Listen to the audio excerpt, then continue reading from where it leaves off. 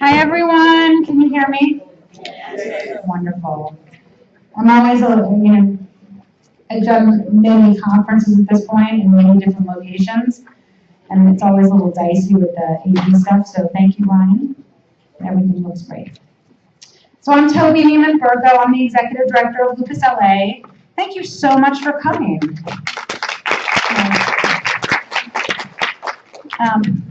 This is wireless, I can walk around. Great. It's like a game show. It's so amazing to see all of you. This is the first conference we're doing at Loma, Linda. The guests applied, which is great. We didn't expect so many of you. We thought maybe we'll have like 30, maybe 50, or maybe we'll have 50 and 30 will show up. Because, lupus patients sometimes can make it and not make it. And we had like 150. Some on the waiting list. So the ones on the waiting list who are here, I'm so happy you're here. I'm glad you're here. Tell your friends we're going to do this again, if you like it, that is. We're going to do it again for you if you don't like it, but maybe we'll do better. So how many of you have never been to a Lupus LA patient conference? Wow. That's amazing. So congratulations to you for making it here today. I know sometimes lupus patients don't like morning things, sometimes lupus patients don't like evening things, sometimes during the day it's too sunny, sometimes you're just feeling crappy. So making the effort and being here today is a huge accomplishment, so give yourself a hand.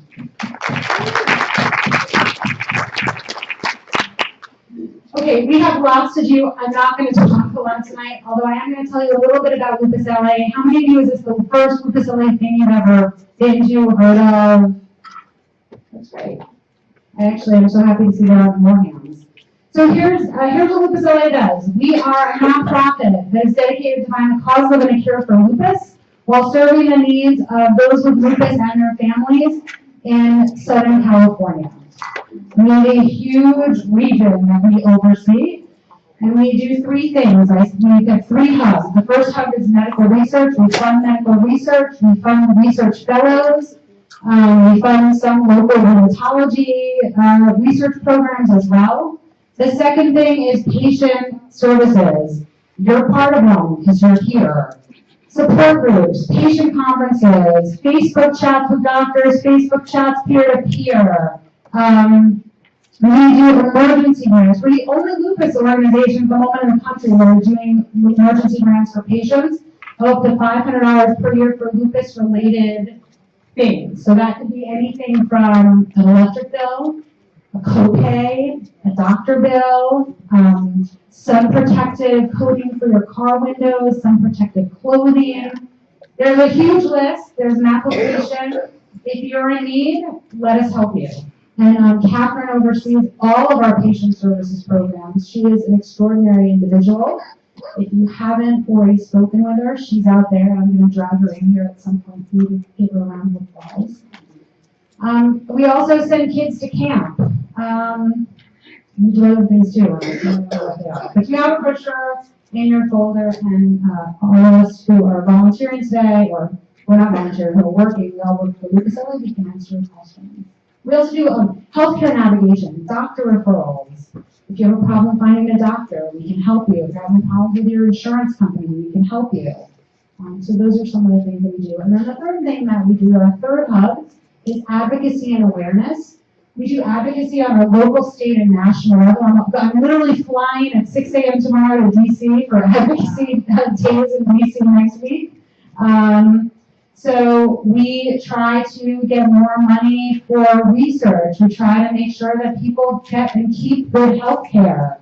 So those are some of the things that we work with. We work with healthcare disparities with government and talk about that. And then we do awareness. And I know that a lot of times you see our stuff online, and you see celebrities and big red carpet parties, and our goal is to tell as many people about lupus and what lupus is and what lupus is not as possible. We try to do that with the power of Hollywood and the power of our celebrity ambassadors, and also the power of you guys with your social media. All right. I'm now going to stop talking. I'm happy to answer questions later. This is how the conference is going to work. I'm going to introduce the speaker. The speaker is going to come up. They're going to speak for a little bit. Inside your blue folders are index cards. If you have a question, write it on an index card. We'll come and get it. We'll bring it down to one of the doctors or to Al. Please, no raise your hand. It's just going to be too much and we don't have enough microphones and all that stuff. So please write it down. If you need more index cards, we'll give you more index cards. Any questions on how to ask a question? All right, awesome. You're not supposed to raise your hand.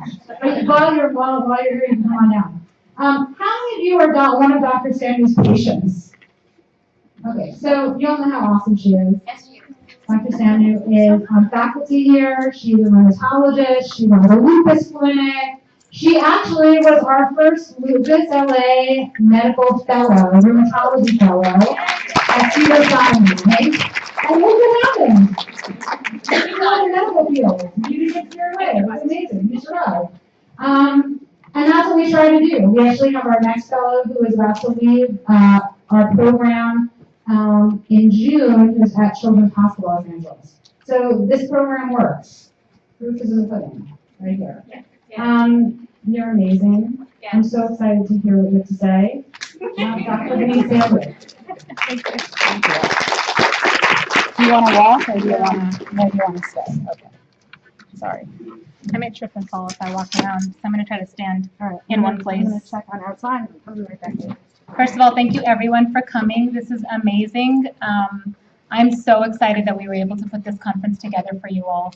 I actually had somebody ask me if any of my faculty colleagues were going to be joining me for moral support, and I told them, I was like, I don't really need my faculty colleagues because I have patients here and they are my moral support. So thank you all for being here. Thank you. So when I knew I was going to do this talk, the topic was latest in lupus, and I actually started doing an intense literature review because that's kind of how we function in academics. Let me see what the latest literature is on lupus and what we can do. But I realized after talking to my patients that I told them I was going to be doing this talk, and they said, can you just talk about what lupus is? And can you stick to the basics and don't give us all this is what the literature review shows. And so there are a couple of literature reviews, I'll forewarn you, but I've tried to keep this really simple but practical because I can show you a phase 3, a phase 2 trial, but it's not relevant to you unless you're actually going to be somebody who takes the medication or somebody who's going to personally benefit from this now. So I welcome any feedback at the end of the talk, okay? I have no financial conflicts of interest to disclose. So I already kind of told you what the overview was going to be. So just kind of summarizing it. So we're going to talk about what is lupus, what causes lupus, what are the signs and symptoms of lupus, what treatments do we have that are currently available, and a little bit of what's in the pipeline.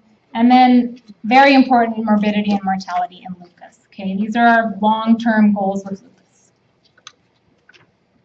So what is lupus? Lupus is a multi-system, autoimmune, chronic inflammatory disease. So that's a mouthful. So basically multi-system means it's involving multiple organ systems. And an organ system can be your skin. It can be your brain, your eyes. It can be your mouth, your nose, your heart, your lungs, your kidneys. It can pretty much be anything. So it's a multi-system illness. It's chronic, so it's long-term. And it's autoimmune, which means it's essentially where your body is fighting against itself. And it also means we don't really know what causes it, unfortunately. I think this is really important. No two lupus patients have the same disease. So a lot of you are here that have lupus. Some of you are care providers of people who have lupus, but none of you will have the exact same lupus. Somebody will have it in one location. Somebody will have it somewhere else. You might find commonalities, but your two lupus patients will never be the same. I had a patient come into the clinic and actually tell me, she said, "Doctor, do I really have lupus? Because somebody told me that you don't really get hospitalized that much, so you probably don't have lupus." I mean, you don't have to be in the hospital all the time to have lupus, okay? But this is just kind of an example, just really knowing that you can talk to each other about it, but you may not all have exactly the same thing. This is probably the most complicated slide I have. This is what causes lupus, and the complexity of the slide basically tells you we don't really know what causes lupus. Something that's really interesting is the initiation of lupus actually begins oftentimes years before you even present with clinical manifestations of lupus. So the disease starts in your body before you even know it. And that kind of makes sense because there might be some sort of a genetic predisposition. Maybe you have a family history, maybe you don't, but something has changed in your genes that has predisposed you to lupus. Then you add on some environmental risk factors. You add on some sort of insult to injury. So another example would be I have patients that will come into my clinic that say, I felt fine, and then I got into a car accident. After my car accident, I had started getting swollen joints. I started losing my hair. So, I mean, the car accident didn't cause the lupus, or did it? So it's the physical stress that really messes with your immune system. And that causes things to get very dysregulated. It's kind of how we say it. So that big circle in the middle is what brings on everything. So your immune system gets thrown way off whack. You got all these B cells and T cells, which are the white blood cells in your system, and they start producing antibodies against your own tissues. And that's where the damage from lupus comes from. I added some stuff on environmental exposures, pro-inflammatory molecules. This is all just kind of saying that it's one injury begets another, and it just kind of is a vicious cycle. So the prevalence of lupus. So we don't know exactly what the prevalence is, but it ranges from 2 to 140 per 100,000 people. It's more common in women, as you may know. So for every 9 women, 1 male has lupus. It's typically in women in their reproductive age group, and then non-Caucasians have lupus more than Caucasians. We don't know why. That's why a lot of research is going into this, but that's a fact that we've found. And that's actually one of the reasons why can my patients raise their hands again if they're okay with raising their hands? Okay, so we have some people in here that are already enrolled in the lupus registry that we have at Loma Linda, but that is one of the reasons why, because we don't know why lupus happens more in Blacks and Hispanics and Asians, not as much in whites. It happens, but we don't know why. So there's a lot of disparity in why this, what we're seeing here. So what do most lupus patients have in common? What blood test do you think that most lupus patients have in common?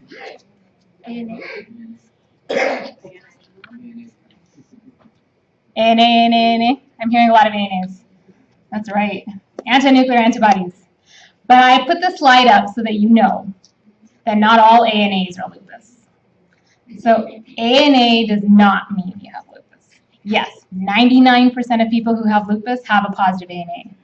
But 30% of the general population, no disease state, also can have a positive ANA. That's just kind of something that I kind of wish there were more doctors here, because that's something that people should know. It's also seen in a lot of other autoimmune diseases. So you might have RA and have a positive ANA, and it doesn't mean you have lupus. You might have thyroid disease and have a positive ANA. So it's also seen in other conditions. It's seen in people who have infections. It's seen in cancer. It's seen in a lot of different conditions, okay?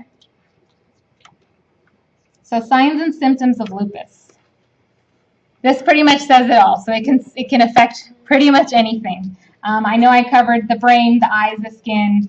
You can get oral ulcers, nasal ulcers. And I actually, at the beginning of every rotation, I'll usually go through this with our students. And I'll kind of say literally, go head to toe. And I want you to ask, do you ever get patchy bald spots? Do you get hair loss? Do you get skin rashes? Do you have any problems with your vision?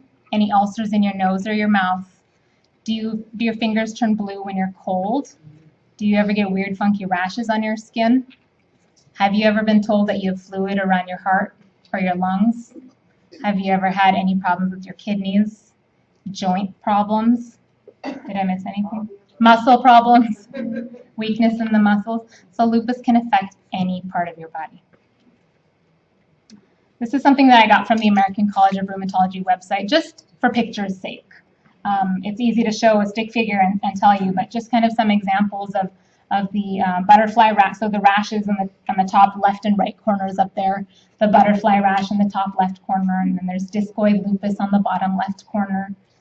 No two lupuses are the same, right? Everybody's got it different. So you can get swelling in your joints, and the joint disease of lupus can often look just like RA. It doesn't necessarily mean you have lupus and RA. You might, because that happens too, but lupus can also cause something that looks like rheumatoid arthritis.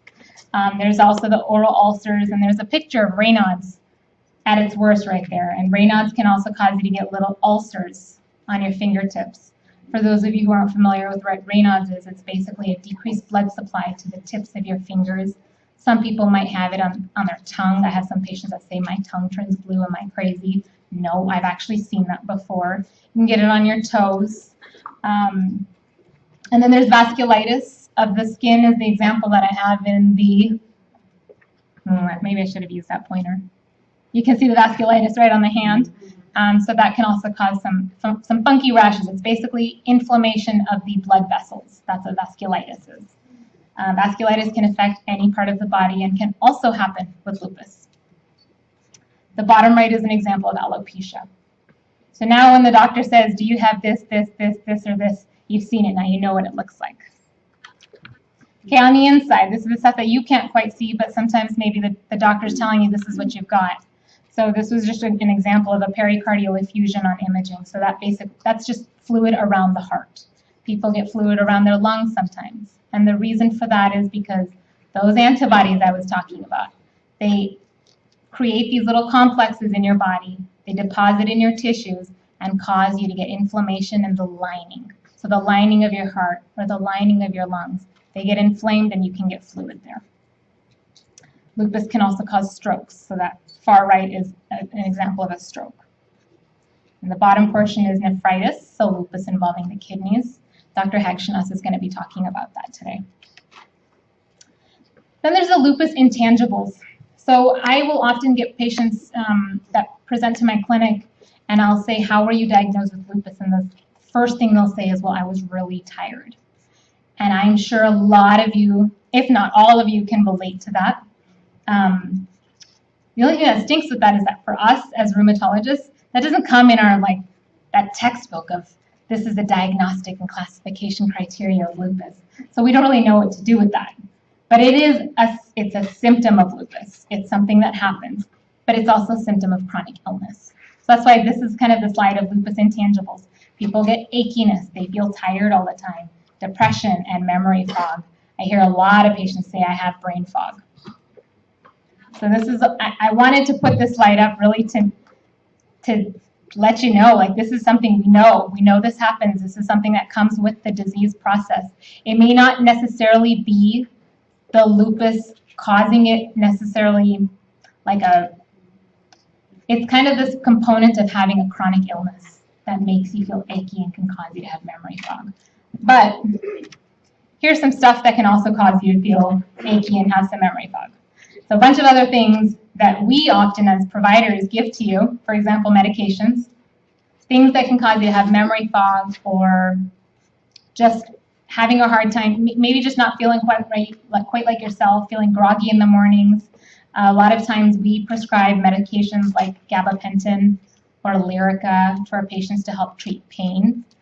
Well, some of the side effects of these medicines are they make you drowsy or groggy. They can affect your memory. So things to think about when you are having some of the symptoms.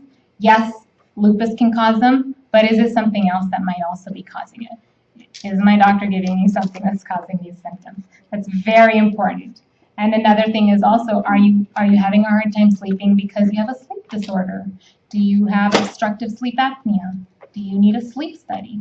So there are multiple reasons, and I kind of added on some other autoimmune stuff, antiphospholipid syndrome, which can also be seen in some patients with lupus. I'm not going to, the TTP, thrombotic thrombosis, that's another thing. I won't go into that. But depression, and I'll touch on this a little bit later, but depression is very common in lupus. You're diagnosed with the disease often at a young age, and even if not at a young age, you're diagnosed with the disease and you're kind of stuck for life on medications. And it's frustrating. And you often feel like you're alone in this process. So depression is not at all uncommon, and it's something that we often see in association with your condition. So you're not alone, it's very common.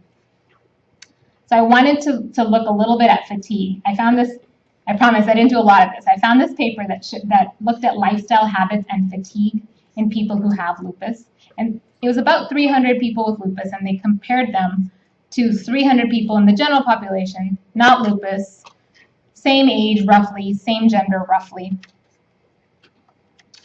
And they looked at their lifestyle habits. They asked them about fatigue, and they asked them to classify their fatigue into high, intermediate, and low.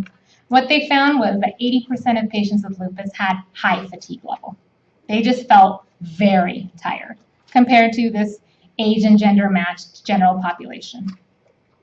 They also found that lupus patients had the most depression, they had the most anxiety, and in general, their health-related quality of life was less in comparison to the general population. So there's obviously a problem. Quality of life is not as great.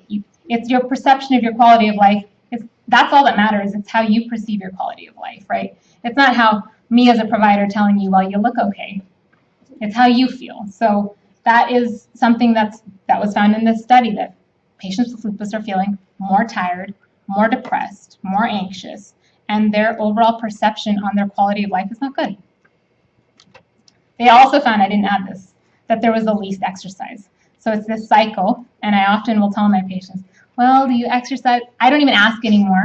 I used to say, do you exercise? And they would say, well, I'm so tired all the time. Why are you even telling me to exercise? Like, how do I exercise if I'm too tired to get up? So, and that's true. I get it. So I don't ask anymore. Now I just say, do you stretch? Because stretching is easier to do, right? And it's so important to do. And that I'll save for another talk. Okay, so why are we here? We know that lupus patients in general, and if you don't know, I'm telling you now, mortality is greater than the general population. The chance of dying from lupus is more. The chance of dying in lupus patients is greater and higher than the general population. That's why we're here. But the good thing is, compared to 1953, the 5-year survival was 50%. It's now 90%. So a lot has changed. That's a huge change, right? 10 years beyond your diagnosis, survival is 80 to 90%. So we have made leaps and strides in terms of how patients are doing now compared to 50, 60 years ago. Now, if you have an organ-threatening disease, that does drop to 60%. Granted, when we think about organ-threatening disease, we are thinking about lupus nephritis, maybe on dialysis, maybe frequent hospitalizations. So there are things that are, and I know you guys know someone, if you're not one of the people who gets admitted frequently, get really sick lupus. This is something that happens, it's real, and that's why we're here, okay? So we know that with the right treatment, getting on the right course, making sure you're following through with your appointments, make sure you're getting all your blood tests done. You guys get all of your blood tests done, right? Every 3 months at least, right? Okay, good, because we need to talk if it's not at least every 3 months. We know that as long as you're doing all of this and the long-term consequences of lupus are being addressed. So if you've got lupus in your kidneys, you're seeing a nephrologist, you're getting set up for dialysis if you need dialysis, which hopefully we've prevented it, but if we haven't prevented it, you're at least getting set up for dialysis. We're preventing long-term issues, then we can prevent mortality, okay? So healthy habits in lupus. I was trying to keep this practical. All right, this is, I think, the second one, maybe no more after this. This is a systemic review, and this is stuff that you already know, I hope. Smoking is bad for you. Everybody knows that? Yes, yes, yes? Okay, so tobacco smoking increases the risk of skin damage in lupus patients. Tobacco smoking also increases disease activity in lupus. I'm only limiting this to lupus, as some of you may also have rheumatoid arthritis. We already know it does that in rheumatoid arthritis, okay? In fact, smoking has actually been shown to cause rheumatoid arthritis in some situations. And this is the only slide where I'm going to give you dietary recommendations because it's way too complicated. A diet rich in polyunsaturated fatty acids is strongly recommended. Don't be sedentary, so be physically active, which is hard to do when you're so tired, but at least stretch. Okay? Okay, treatment of lupus. How am I doing? Am I talking too fast? Huh? I'm good? Okay. All right, treatment of lupus. The treatment of lupus ranges from a spectrum of giving medications that act on your immune system to medicines that are anti-inflammatory to antimalarials. Which antimalarial treatment is used to treat lupus? Okay. All right, you guys are well informed. So I shouldn't play Jeopardy. Other treatments that are used for lupus includes reducing the risk for heart disease. So we want to make sure that we're preventing heart attacks because I'm going to talk to you about this a little bit later. It's really important in lupus. Make sure, and I know this is kind of a touchy topic, but immunizations, we still recommend them. Okay. I know if you had a reaction to an immunization, don't get it. But in general, because your immune system is not the greatest, we do recommend getting immunizations, with the exception of live vaccines if you're on a biologic drug, okay? Blood thinners if you have a tendency to clotting, and then of course dialysis and transplantation if needed. Did you guys know that this is all we have for FDA approved treatments for lupus? This is it. We don't have anything beyond this. So there was, if I'm not mistaken, a 50-year gap from Plaquenil to Benlysta. That's it. 50 years. That was our gap. The good thing, though, is that now there's a whole bunch of stuff in the pipeline, and there's a lot of things that are being used. How many of you are on a medicine for lupus that's not on this list? Not on this list. Okay. So that's going to include the stuff that's, okay. Well, that's going to include stuff like mycophenolate, Cellcept, Amiran, azathioprine, methotrexate, Rituxan, okay, IVIG, plasmapheresis. So those are all not FDA approved. But they are treatments that we know work. That's why you're getting them. Okay, it's too complicated. It was too complicated at that time to do clinical trials that were able to make them FDA approved. But we have enough research that has shown that the medications that are used, for example, mycophenolate, that they are used and very beneficial in patients who have lupus. So they are actually recommended by the American College of Rheumatology. But this is all we have for FDA approved treatments. So that kind of tells you why Lupus LA is really doing a lot to try to make things better in the field of lupus and lupology. So I wanted to, this is a topic that one of my patients actually really wanted me to talk about. So who here has ever been on steroids? Ever? I mean, I've been on steroids too. Okay, so a lot of you. Did you know all of these side effects? Yes. Yeah? I keep eating. You keep eating? Does it make you hungry and gain weight? Yeah. Makes you hungry, makes you gain weight, makes your face go like this. Yeah. Causes acne, can cause fractures, it weakens your bones, it can cause you to get cataracts, it worsens your diabetes because it increases your blood sugars. If you have diabetes and if you didn't, it can cause diabetes. I saw a patient not that long ago in the hospital who 33 years old and very casually said to me, well, I think this happened about 3 years ago. She's 33 years old now, mind you. This happened 3 years ago when I had my hip replaced. And I was just thinking, why would a 30-year-old girl need to get her hip replaced? And I asked her if she was on steroids, and she said, yeah, that was the only thing I was treated with for my lupus. So what happens with steroids is it can eliminate the blood supply to a joint, a specific part of your bone. So for her, it was in her femur, the long bone of your hip, and she lost the blood supply to it, had to get it replaced.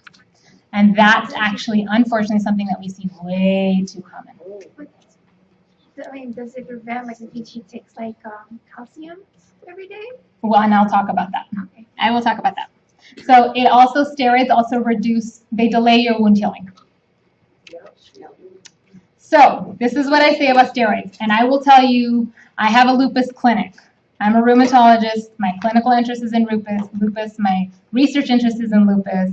I also work at the county hospital in Moreno Valley, and I also have a lupus clinic there. I see lupus all the time.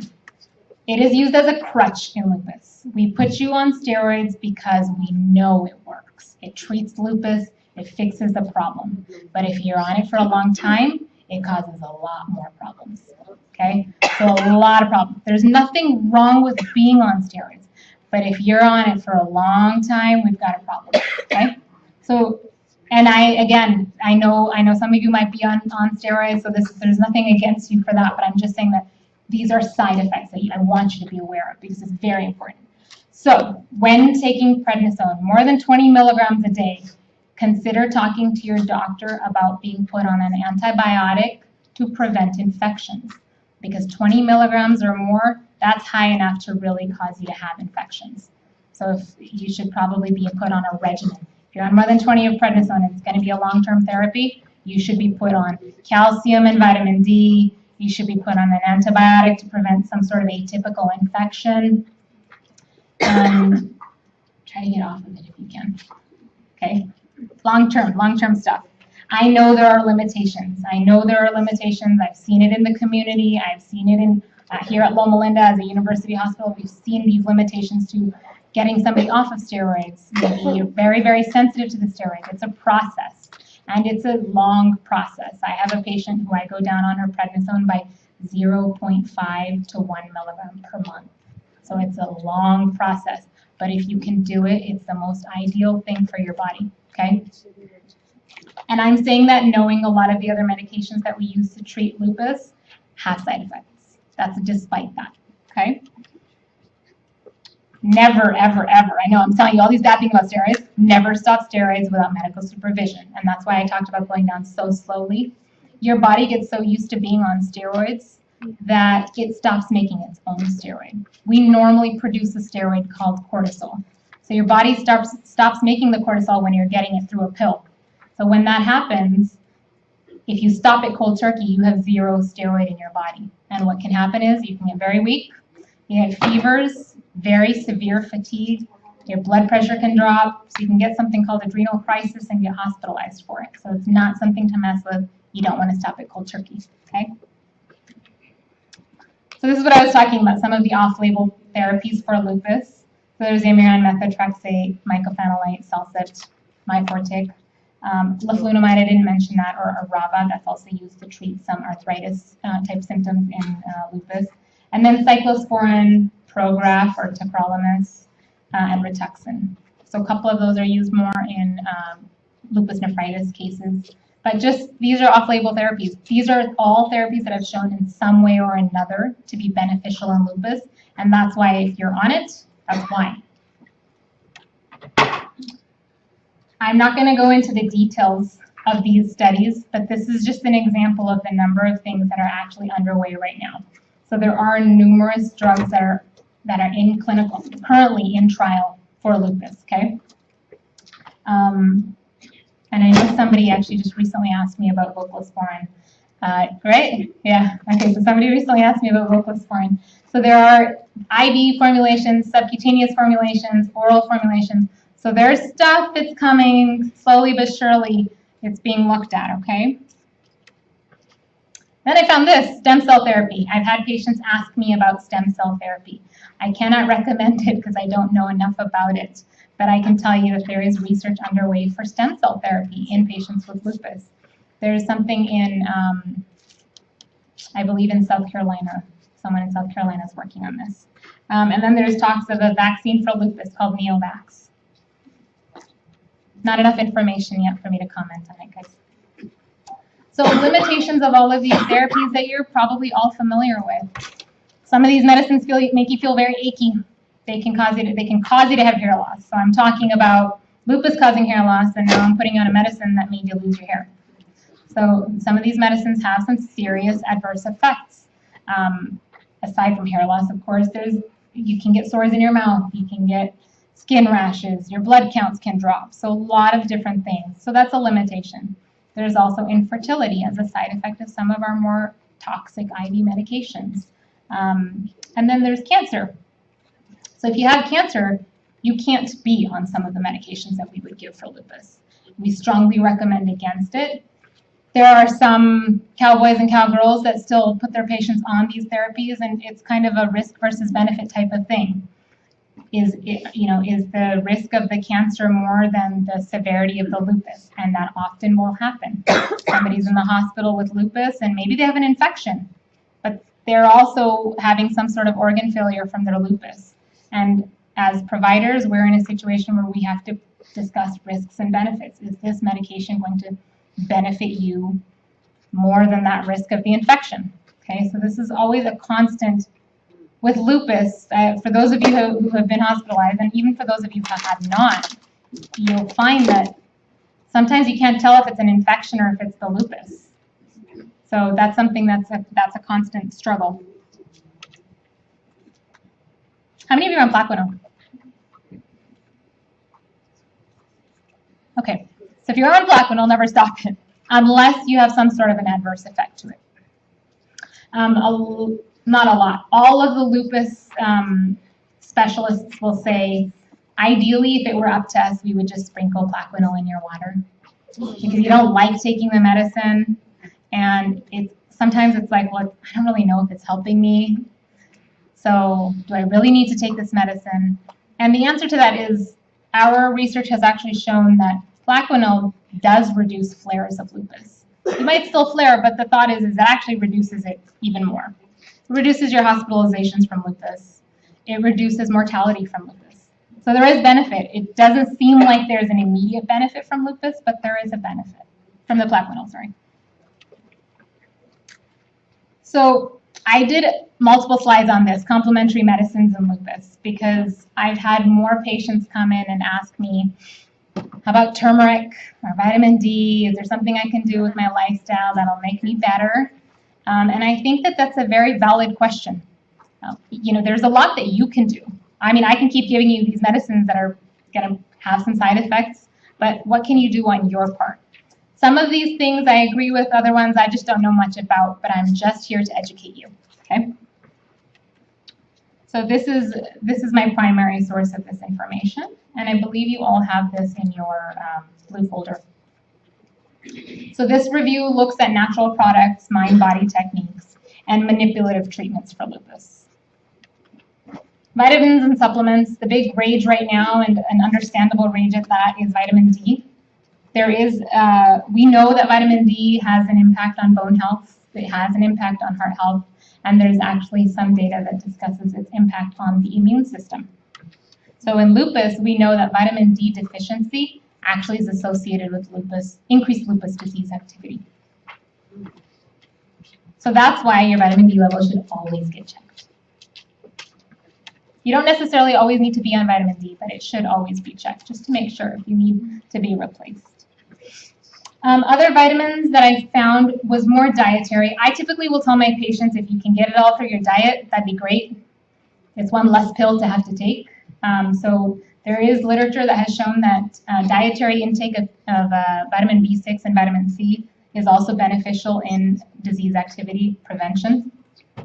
Omega-3 fatty acids and fish oil is anti-inflammatory.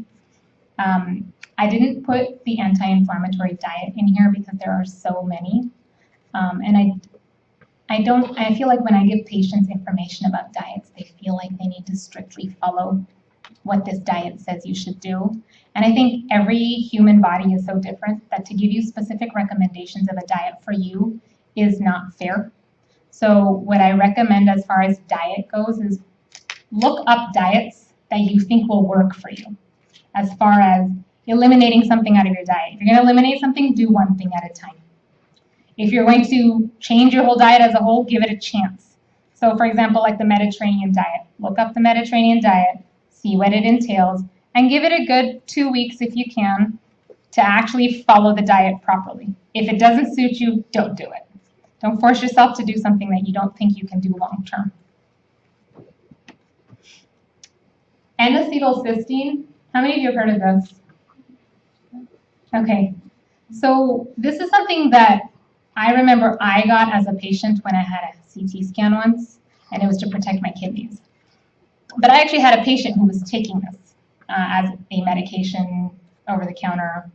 Again, I can't recommend it. I don't know much about it. I just can tell you that there is some literature with lupus that glutathione is, which is a natural antioxidant, it's deficient in the white cells of lupus patients. So if you give this N-acetylcysteine as a precursor to glutathione, it's supposed to be anti-inflammatory. Again, I don't know enough to recommend it, but this is what I found. Turmeric, I can tell you about because I'm Indian and I put turmeric in all my food. Turmeric is anti-inflammatory. It also inhibits tumor growth. It lowers your cholesterol. In general, it's a good thing. Capsules, I can't help you with that. I don't know how much you're supposed to take. I always tell patients, go to your local Indian store, Mediterranean store. Wherever you can find the yellow powder that says turmeric on it, just sprinkle some in your food. That's literally what I say. And I had a patient tell me that it didn't taste good, and I told her she must have put too much in because it has no taste. If you can taste it, you've put too much in. You can't taste it. It'll turn your food yellow. But if there's a flavor to it, then you probably put too much in. Yeah, because for me growing up, every time I was sick, I would get half a spoon of turmeric in a glass of milk, mix it up and drink that glass of milk, and that was going to fix me of all my ailments. But it is anti-inflammatory, I'll tell you that. So other treatments I love to recommend to my patients, especially for pain, also to some degree for anxiety, depression, acupuncture, chiropractic care, mind-body therapy. How many of you are familiar with the MEND program here at Loma Linda? The MEND program? No, okay. So we have a program here at Loma Linda that's actually led by one of our neuropsychiatrists, Dr. David Pewter. He may not know that I'm advertising him right now, but I send all of my patients who have a lot of pain, I send them to him because he's not going to give you more medications for your pain. He's going to try to find a more physiologic approach to treating your pain. So he's going to teach you like relaxation techniques or the stuff that doesn't involve having to take more pills than you're already taking. I'm kind of touching on that. So yes, relaxation techniques, problem solving, and unhelpful thinking styles. So there's that psychiatric component to it, but his goal is actually to treat your pain. So he's not going to be telling you to lie down on a couch and let me know how your day's going. That's not what it's for pain. But on that note, and I did mention this, psychiatric disorders in general in lupus are more compared to other autoimmune conditions. So this is a real thing. I know I've mentioned this a couple of times, but this is real and it's under-addressed. And part of it, I think, is the stigma of, I don't want to see a psychologist, I don't want to see a psychiatrist, what are people going to say? So understanding that depression and anxiety is a part of chronic illness, it's more in lupus in general. These are things that are so important for you to understand too, because if you're not treating that component of your mind and body, then how are you going to treat the rest of you? We can keep giving you medicines for your lupus, but if you're actively depressed or actively anxious and that's not being addressed, then you are doing your own body an injustice, because how are we going to be able to help you then, right? It has to be all like mind-body treatment. We got to do it all together, okay? So again, this is all stuff to address pain, stress, fatigue, and anxiety. How many of you have heard of cognitive behavioral therapy, or CBT? So this is basically, I've actually done this, I've had this done to me before because I wanted to know what it was like, and it's kind of like you sitting in front of a screen that tells you what your heart rate and your respiratory rate and your temperature and your sweat thing is like, and it basically will tell you, it'll be usually a psychologist that sits with you and tells you to think of something really stressful, And they'll show you, they'll say, look, you're thinking about something stressful, and look at your numbers go up, your heart rate. And so you're physically seeing, you're objectifying your stress, and you're able to see what's happening. And you get trained to think of something less stressful. And so it's really interesting. If you're able to ever try this, I recommend it to so many of my patients, just because it's even just not lupus, just in life in general, it's a nice thing to be able to do. I fell asleep because I think I relaxed way too easily. Okay, and then biofeedback, similar concept. It's increasing your awareness of what's going on in your body and how to cope with it. Meditation, of course. Mindfulness-based stress reduction, yoga, and Tai Chi. So I'm telling you all things that are very calming. What does it tell you? Stress is really bad for you. Stress is bad for lupus. It's bad for all autoimmune diseases, whether it's mental, emotional, if it's a physical stress. I mentioned earlier somebody got into a car accident. That physical stress triggered their immune system to get out of whack.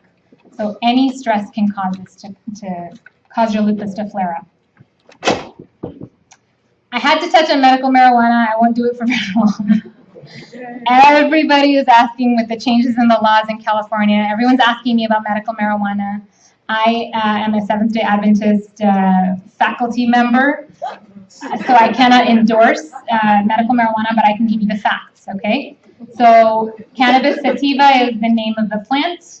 It is used for pain relief. It is used to improve appetite. It is used for anxiety and mood. But the psychoactive properties of medical marijuana can lead to recreational use.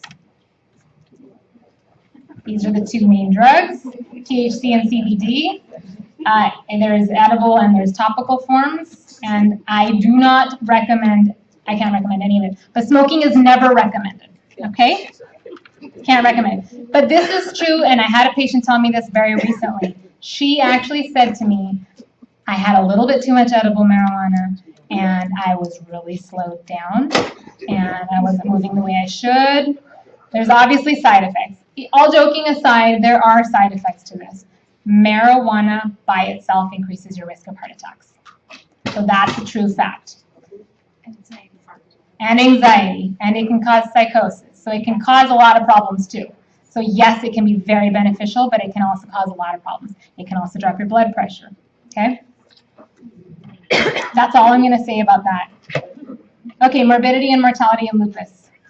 If you were diagnosed with lupus at an early age, if when you were diagnosed with lupus it was very active, if you are a male, if you are of certain ethnicities, if you have a lower socioeconomic status, or if you're living in poverty, you will have worse lupus compared to those who are none of these, okay?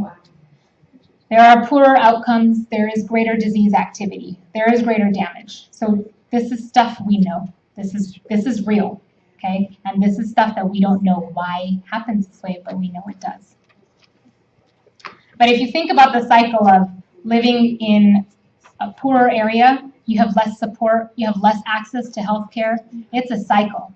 There's more depression, so there's a big cycle of areas. So that's kind of one of the reasons why we need to have more things like this, so that there's more awareness in the community, so people know they have a support system, so they have access. So like Toby was saying, if you call Lupus LA, they can tell you where your nearest provider is or who they can recommend for you based on your insurance too. So having these resources are so important to prevent these kinds of things. So, and I know I'm running a little bit behind. So the leading cause of death in lupus early is infections and the actual disease. Infections, whether it's because your immune system is low or it's because of the medicine that we gave you, that's the reality of it. That's the cause of early death in lupus. Either the disease is so active that you had complications from it, or it's the medications that brought down your immune system, you got an infection, okay? So it's this double-edged sword, because either your disease is so active, it needs to be treated with these medicines that bring down your immune system, or the other thing can happen. Later on in life, it's heart attacks. That's the leading cause of death later. So that's actually why it's very important to make sure that you're getting all of this The cardiovascular health stuff, so make sure you're getting your cholesterol checked frequently. Make sure, don't just say that my blood pressure is fine. If your blood pressure is high, get it addressed. Don't blame your lupus. You get your blood pressure addressed because you have a separate, independent risk of having a heart attack because of the lupus, okay? So then, I think you understand then why that bottom portion says risks for early death, poor patient adherence. You're stuck on all these medications, now we're giving you more medicines for your blood pressure. But if you don't take these medicines, it increases your chance of poor outcomes, okay? Having a good support system and being educated, which hopefully I'm doing right now. I kind of already talked about infections. As far as cancer goes, please make sure you're getting your screening done for cancers. Age-appropriate screenings. If you need to get a pap smear, please get a pap smear. If you need to get a mammogram, please get a mammogram. And colonoscopy, all of this stuff, you really need to do it. The reason why is we do put you on medicines that will bring down your immune system. The medicine itself does not cause cancer. But if you're not being screened for cancers and you're on a medicine, you end up actually having a cancer, that medicine is not good for your cancer, okay? So these are all things that kind of need to be put together. Any age. Any age. Pap smears, so age appropriate. So depending on your age, you should be getting these things done. Bone health. I already talked a little bit about avascular necrosis, which was that thing where being on steroids for too long or too high doses can cause you to lose blood supply to your bones. Well, they can also cause osteoporosis. Lupus can also, I had mentioned that when vitamin D levels are low, increases disease activity. Well, if vitamin D levels are low, you might have osteoporosis too. So there's a lot of reasons why your bone health is also very important. So at the appropriate time frame, when you need to get your bone density, or if you're on steroids for a long time, you probably need to get one anyway. Those are things to be discussing with your doctor. Patients with lupus are more likely to fracture from osteoporosis. Okay, so in summary, I wanted to put not all ANAs are lupus. Make sure you guys know that, okay?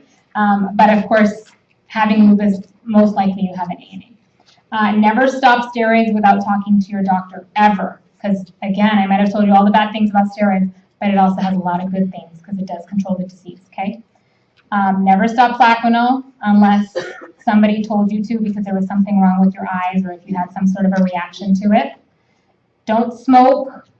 Exercise, which does include stretching. That's okay. Exercise that way. And then consider mind-body techniques. I really, really strongly recommend the mind-body techniques. That's me. Thank you so much. Thank you. If you have questions, hopefully you've written some down up. There's one over there. Catherine's going to do that. Mary and I'm going to go. How are you? How are you? Good. Index card. Catherine, go to your side. Index card. Questions. Remember, if you have a question, you got to put it on an index card. Getting my steps in today. Should I just start talking? Yeah, go for it. Okay, one of the questions is, isn't a side effect of Benlysta cancer? So it ends up being a question of what comes first, the chicken or the egg. The way Benlysta works is, I'm not going to do all of the detailed stuff on medications, but the way Benlysta works is it acts on your B cells. Your B cells are the cells that produce antibodies. The antibodies that cause lupus. Antibodies can also cause other things. So if you're blocking off your body's ability to produce antibodies to some degree, that's why there's an increased risk of infections. Now, Benlysta itself doesn't cause cancer, but when you read in, like in the FDA, the labeling, the medication labeling guide that tells you all of the risks of a medication, it'll sometimes say like what % risk of cancer or what % risk of respiratory infections and that thing. So when you actually see these side effects reported, it's basically patients that were on Benlysta and then were later diagnosed with a cancer. So the causality is not clear. It's a patient that was on Benlysta and developed a cancer. I hope that answered that question. Okay, a few questions on here. How many years is considered long-term for steroids? Okay, never use, hopefully never use, but I will say I know a lot of patients that have been on steroids for years. Anything that's honestly, that's more than a month is actually considered long-term. Because when I say steroids are used as a crutch, I literally mean a crutch. You don't want to be on a crutch for years. It's like a crutch. So you're going to be on it for a tapering period, maybe a couple of weeks, maybe a few weeks. But I will tell you, my patients that get diagnosed, for example, with lupus nephritis, I know they're going to be on it for months. This is a commitment. They end up being on concomitant therapy. They need to be on steroids for long term. That's why they get put on that antibiotic I was talking about. They got this regimen of they get Bactrim, so I'll just say these things out loud. They get Bactrim, they get calcium and vitamin D. If they have stomach problems, they're also going to get something like omeprazole for their stomach, okay? So it's this regimen that you get being on higher doses of steroids. Anything more than 7 milligrams per day of prednisone increases your risk of a fracture. And that's a lot of patients. I have a lot of patients that are on more than 7 milligrams. If you receive Kenalog injections, what is the procedure to wean off this steroid? I didn't understand that question. Sorry. I will. I receive injections every 3 months. Okay. They're steroids. They give me like 60 milligrams. Okay.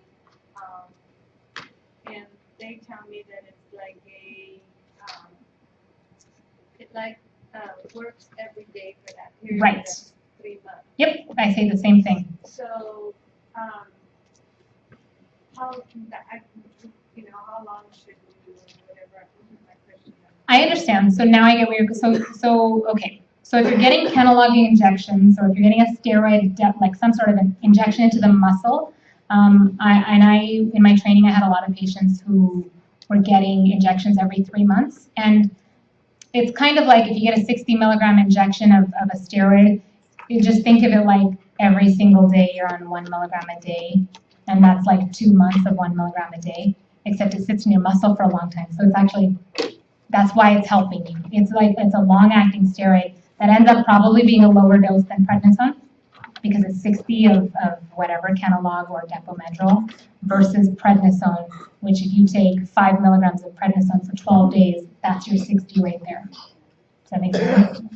So in that sense, my personal opinion is that it's better, but my general thought is if you need to get steroids every 3 months, you probably need to be on something in addition to what you're on. Well, I'm not going to apply for that, Okay. but I guess I'm concerned with you were saying about steroids. So Yeah. that is steroid, and I've been on it several years. It is a steroid, and it's high risk, so you should make sure you're getting your bone health addressed. So bone density scans, make sure you're on calcium and vitamin D. Okay? How much vitamin D is recommended daily? Oh. Who knows the answer to that? 1 capsule. Just taking 100 grams a month. How much would be? It depends on you, yeah.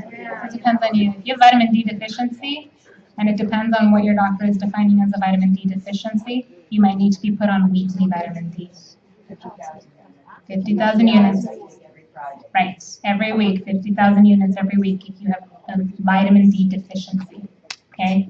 If you are just taking it as a daily supplement and you decided not to do it in your diet, then it depends. You could do 1,000 to 2,000 units a day, okay?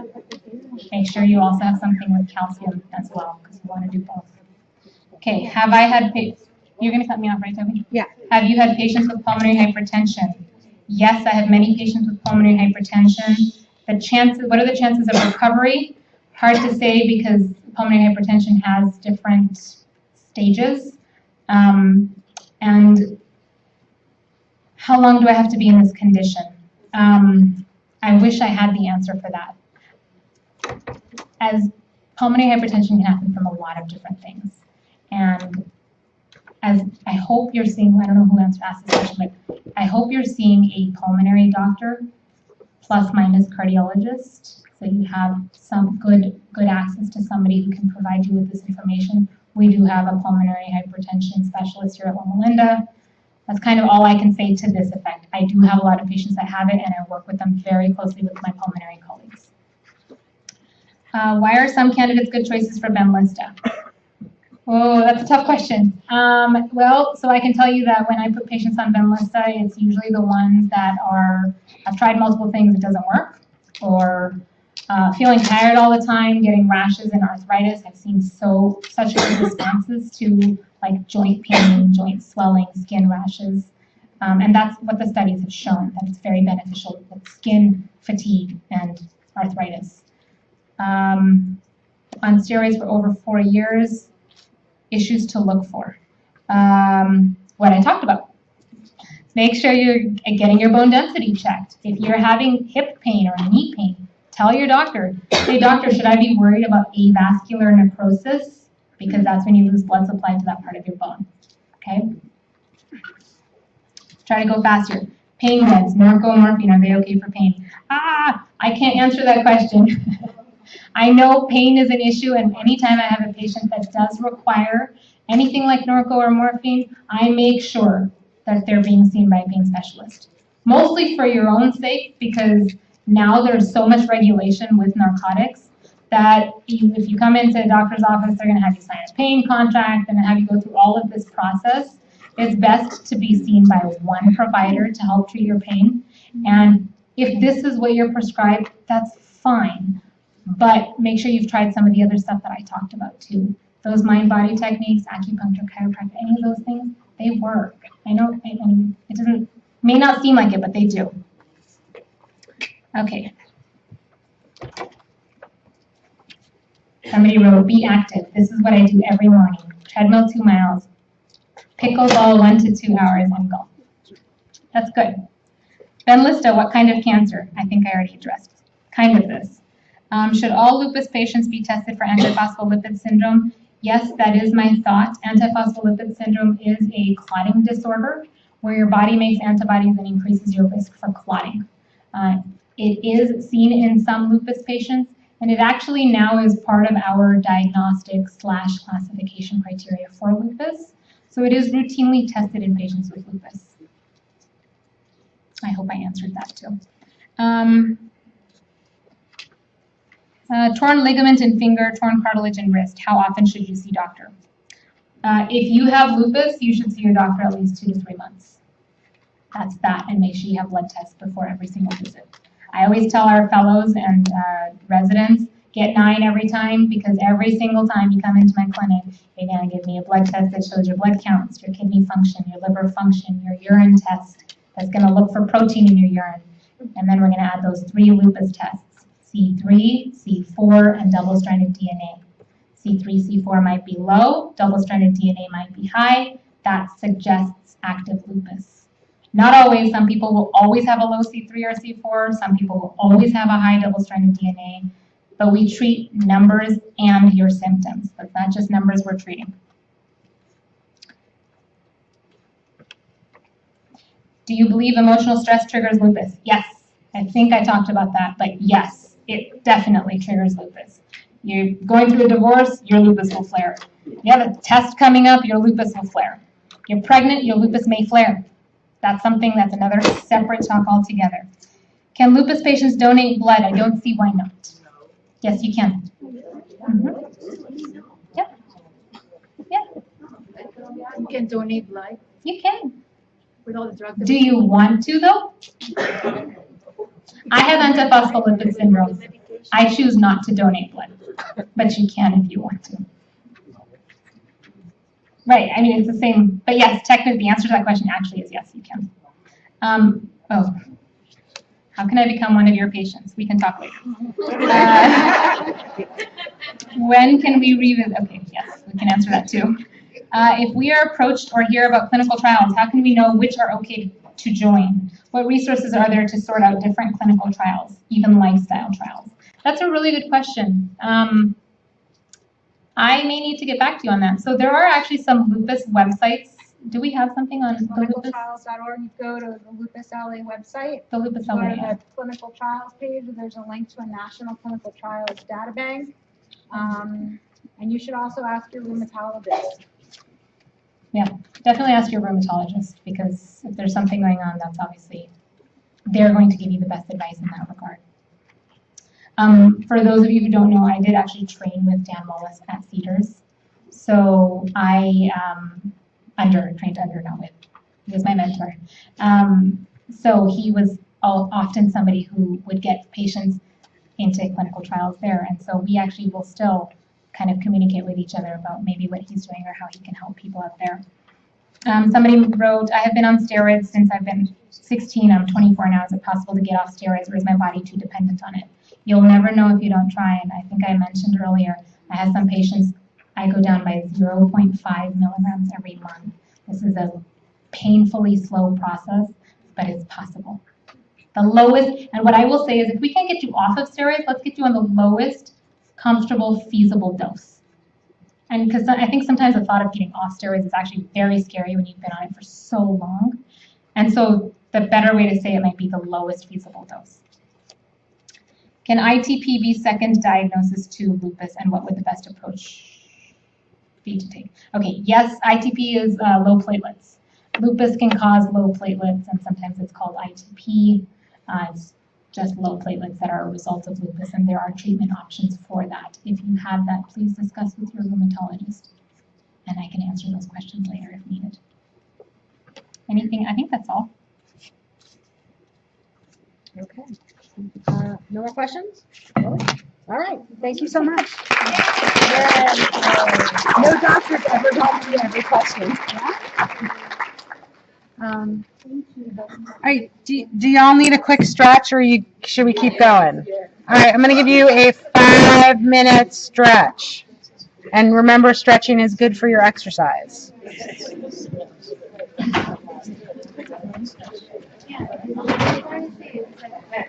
Am I able to go back to school? Because I can't go back to school for the stress.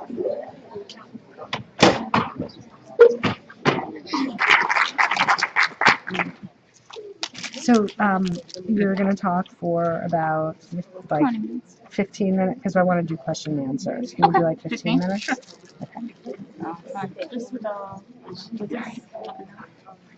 and I think this is too. I'm not this tall. Get people out in the hallway.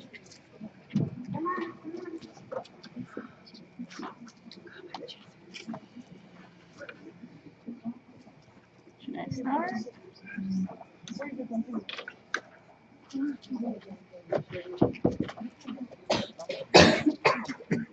I think you're okay to start, right? Okay. Good evening, everyone. My name is Arizu Hakshanas. Long last name. I always keep my letter H because it's easier for my patients. I'm getting my training under Dr. Sandhu, so I hope I'll be a really good rheumatologist. I'm part of the Loma University Medical Center. I'm the first-year fellow, and I want to thank you all of you guys to be here. I want to thank you, the Lupus LA community that gave me this opportunity to be with you guys. So my topic is going to be about lupus nephritis, that I thought it may be some interesting topic for most of the lupus patients, because some of the lupus patients, they struggle with this. I want to start with the definition first. What is lupus nephritis? As Dr. Sandhu mentioned already, lupus is an autoimmune disease. It can affect any body part. It can affect your joints, your skin, your lungs, your kidneys, your blood, even your brain. What happens during this is that your body immune system starts to misfires and starts to attack your own tissue and your own cells. One of these tissues that get attacked is the nephrons. Nephron is the medical terminology. I just want to open it for you. Nephron is part of the kidney that gets the toxin and excessive amount of the fluid from your blood and removes it from your body. So just imagine when this part gets inflamed, what will happen? The kidneys cannot work well. They cannot do their job, which is remove the toxin from the blood and also the excessive amount of fluid from the blood and remove it from your body. And this is a condition that we call it nephritis. It means that your kidneys are getting inflamed and they cannot work properly. Usually up to 60% of the lupus patients, they will develop nephritis. But what timeline is it for nephritis? Usually it happens between the most common ages, 20 to 40, that very common age for the lupus patients. When did this happen? Usually it happens within the first 5 years of you getting the first symptoms of the lupus. Or I can send when you are getting diagnosed with the lupus. So the first 5 years are the most common years that you get the lupus nephritis. There are good news and bad news. The good news is that nowadays, especially, we have lots of options for the treatment. As Dr. Sandhu mentions, most of them are off-label, but they work. What is the bad news? If you ignore it, and if it gets untreated, if you leave it untreated, it can cause actually scarring and permanent damage to your kidneys, and you can end up with end-stage renal disease, and unfortunately being, be on the dialysis for a lifeline, or even having to have, kidney transplants. This is just a slide for the pathology, just in simple word. I don't want to go about, so many medical terminology, but as you can see here, as I mentioned, lupus causes inflammation in your body, and that inflammation can involve any body part, such as kidneys. When the kidneys get inflamed, they don't work appropriately. They start to leak the protein from the kidneys, and that can cause kidney failure. And if not controlled, it can end up with kidney failure completely, and you end up with end-stage renal disease. So what are the symptoms that you should be aware of? What are the symptoms that are even not specific for lupus nephritis, but you can see in lupus nephritis? I just want to mention this first, that lupus nephritis, although it's a very serious problem, but unfortunately, the symptoms are not always very dramatic to begin with. And in the early stages, which was the most important timeline for us to catch the lupus nephritis, you may not even be able to, notice any symptoms that you are progressing to the lupus nephritis. But what are some of the symptoms that you have to be aware of and let the doctor know as soon as possible? The first thing, swelling.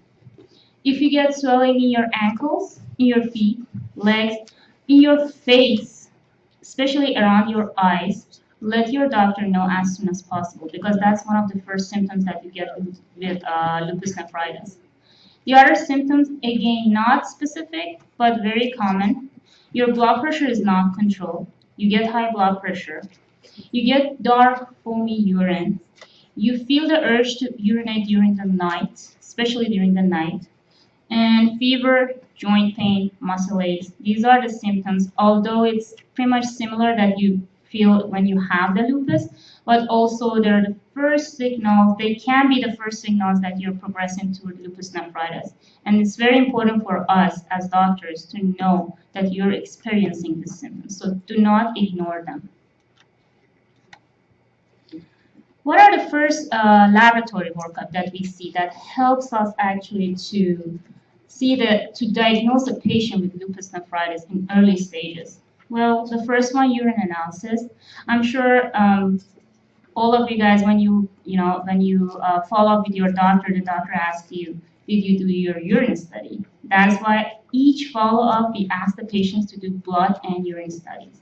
Urine analysis is important because that's the first test that we can see the proteins, which is very common in the lupus nephritis, in the urine, and also we can see casts that can show us that the nephrons, the kidneys, are not working properly. The next test is the blood test, and I'm sure every patient, when they go for follow-up, they have to do some blood work also. The most important thing in the blood work is the creatinine.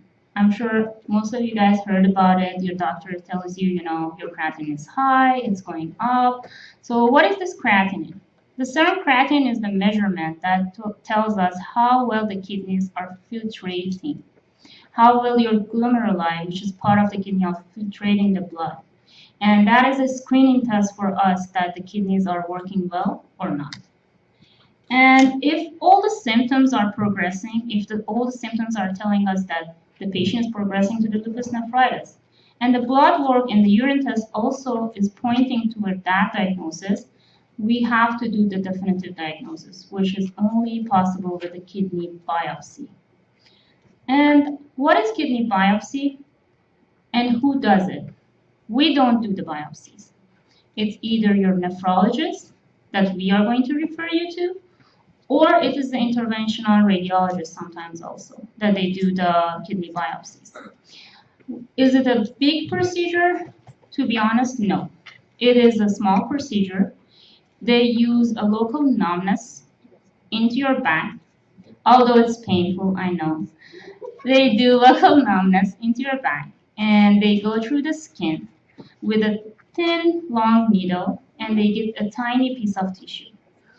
And we use that tissue to look under the microscope and see how much scarring and damage has been done to the kidneys. Why is it important for us to have the kidney biopsy? Why is it important to have only a tiny piece of tissue for us? Because it confirms the diagnosis.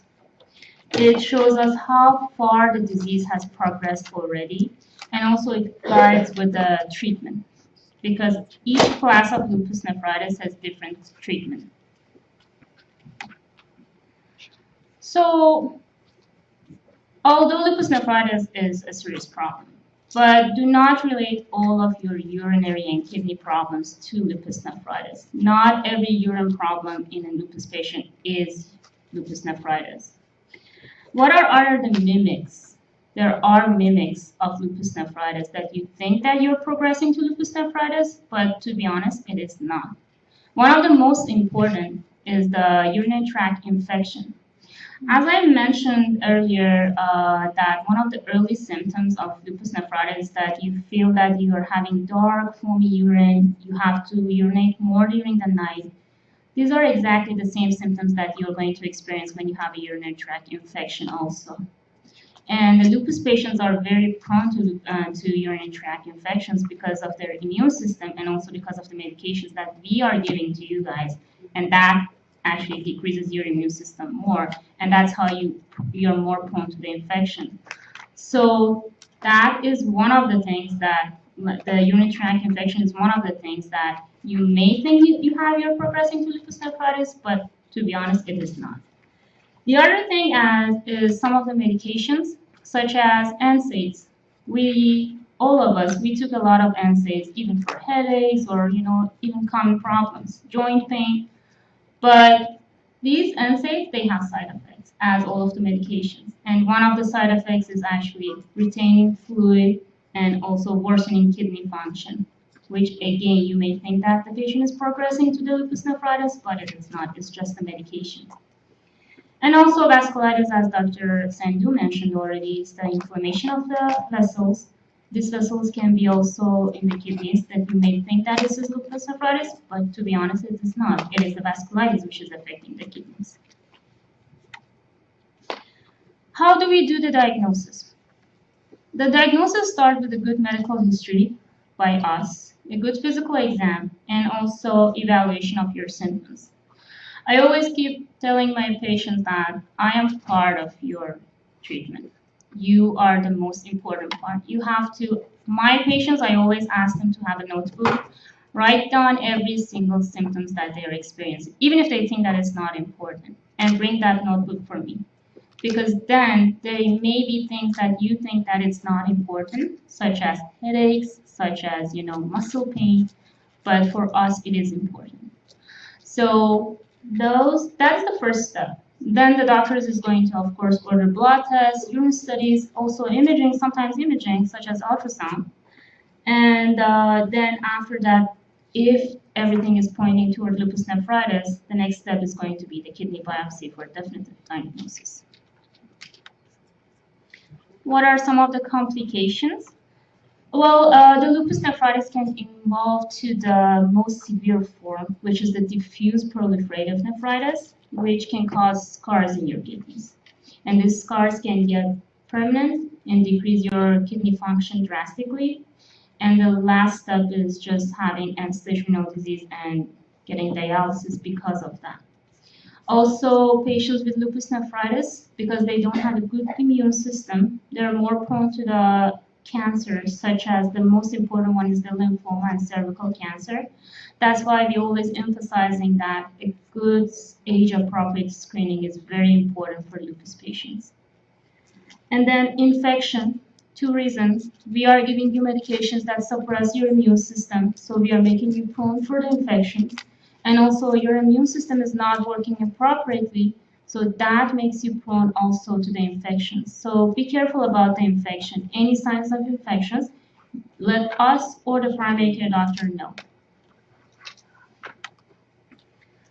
Treatment. We have 2 parts for the treatment. We have medical and non-medical treatments.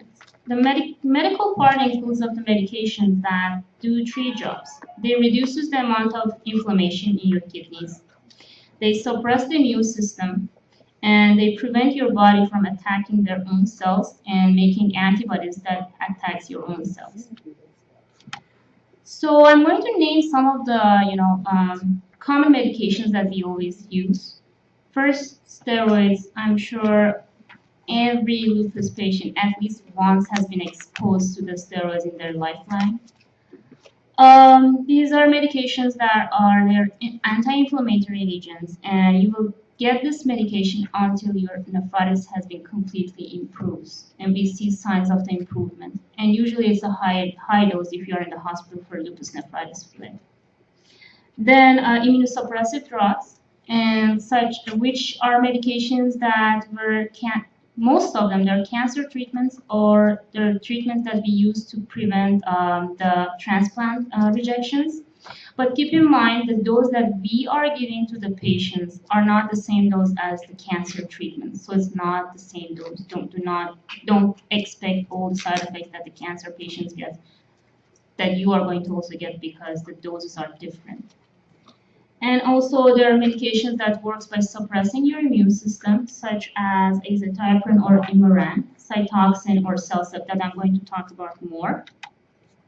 So in this part, I thought it would be interesting if I talk about the most common medications that we use and what are the side effects, what should you expect when you're taking them, and what should you let your doctors know. And you should be also aware that if you experience these symptoms, you have to be alarmed. First one, the most common one, steroids. More specifically, prednisone if you're out of the hospital, and salmeterol if you're in the hospital. They're from the same family. Both of them are steroids, but the prednisone is the one that you take orally out of the hospital. It's a very strong anti-inflammatory medication, and it's, as Dr. Sandhu also mentioned, it stops immediately. It stops working immediately after you stopped it. So be aware, you shouldn't stop this medication by yourself. Especially you lupus nephritis patients, they get very high doses, like 50 milligrams, 60 milligrams of prednisone daily. That's a high dose. That's a huge dose. So if you stop it by yourself suddenly, what will happen that you're going to have acute drop in your blood pressure, in your blood sugar. You can have syncope, and to be honest, you can even be dead out of this, because your body gets adjusted to this. So definitely leave it to your doctor to taper that and go down slowly as your doctor is like telling you. Most likely like 2 to 5 milligrams.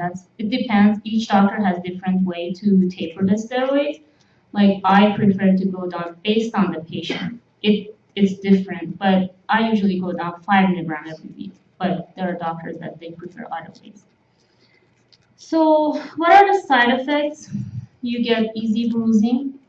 Osteoporosis, one of the most common, because if you're on steroids, most of the patients are on steroids for a long time, and that can cause osteoporosis. So a good DEXA scan, at least for screening, is very important for the lupus nephritis patients. Then diabetes and hypertension, weight gain, and cataracts and glaucoma are also on the list that you have to be aware of. If you're having visual problems while you're on this medication, make sure to let your doctor know to refer you for an ophthalmology visit, because we have to be aware of this side effect. Next one is azathioprine or Imuran. and that is also one of the most common medications that we use. It suppresses the immune system by interfering with the DNA synthesis, if I want to speak in the medical terminology. You usually take it in orally once or twice daily, depends on the patient base. It's not like there's no scheduled dose.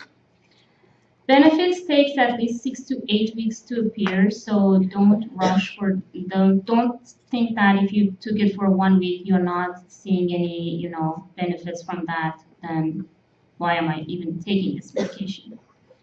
Side effects, they have GI side effects, and also it can decrease your blood cell numbers. For the GI side effects, what we offer most commonly for the patients is that if you have been prescribed a dose, you can divide it into 2. Take it 1 in the morning, 1 in the afternoon, and that helps with the GI side effects. I personally experienced some good outcomes from some of my patients that they divided the dose. You should inform your doctor. If you are on this medication and you're having fever, or a rash, which is very unusual for you, and it's not the same typical rash that you have when you have lupus. Or you get easy bruising, or you get bleeding, or any signs of infection. Very important for us to know and hear from you if you have any of these symptoms. Hydroxychloroquine or plaquenil, again, one of the most common medications that we give. As before mentioned, one of the anti-malaria medications that was used. What does it do? It interferes with the communication of the immune cells, and that's how it interrupts them, and that's how it prevents the lupus patients from getting more flares. It's taken orally once or twice daily. And side effects, I always keep saying all of my patients, very rare. One of the safest medications that we can use for the lupus patients. You can get nausea, you can get diarrhea with this medication, but if you take it with the meals, and if it's an appropriate dose for you, which is 5 milligrams per your body weight, which is like 5 milligrams per kg, usually you wouldn't experience that much side effects from this, like nausea and diarrhea from this medication. And visual changes, which is preventable because every lupus patient who is on plaquenil, we send them for an ophthalmology visit every year. So we can, even if there is a visual change, even if it's affecting your eyes, we can catch it early. Mycophenolate or Celsep. This is a medication that was originally used in transplant patients to prevent the rejection, but we are also using it because it helps us lower the immune system. Usually we start with a low dose and we up the medication to 2 to 3 grams daily because that's the dose that you want to use in the lupus nephritis patients. It can make you prone to the infection because, as I mentioned, it's going to decrease your immune system, suppress your immune system, so you're going to be more prone to the infection. What are the side effects? Nausea, vomiting, headaches, dizziness, but it also can increase the risk of some of the cancers, specifically lymphomas and skin cancers. So we monitor the blood and also we check your skin every time if you're on this medication. Cytoxin or cyclophosphamide. This is a very strong immunosuppressant. It blocks the production of the DNA completely. And it's used for just very severe complications of lupus. Usually we use it if you are coming with a lupus nephritis flare or if you have a very bad lupus nephritis. We use it for 3 to 6 months to induce the remission. And after that, we change to a maintenance therapy. It takes several weeks to start to work. That is why if you're on this medication, also you're going to be on steroids for support, as a crutch, as Dr. Sandhu mentioned, as a bridge. What are the side effects? One of the commonest things that I see with my patients who are on Cytoxin is hair loss, unfortunately. Nausea, vomiting, skin rash, being more prone to the infections is the other thing, and also being more prone to some of the cancers such as lymphoma, skin, and bladder cancer, which is very common also with this medication.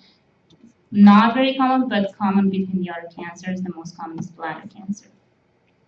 And just often we also give medication while we're infusing this medication. We give another medication, the name is Mesma, to protect you from the bladder cancer. And rituximab. Rituximab works by turning off the part of the immune system that are not working appropriately. So it's only has been administered through the veins. There's no pills for rituximab. Every infusion takes 2 to 4 hours, but also it's like based on the patient. Some patients takes longer to get the rituximab. It starts to take effect for, I can say 6 weeks, after 6 weeks.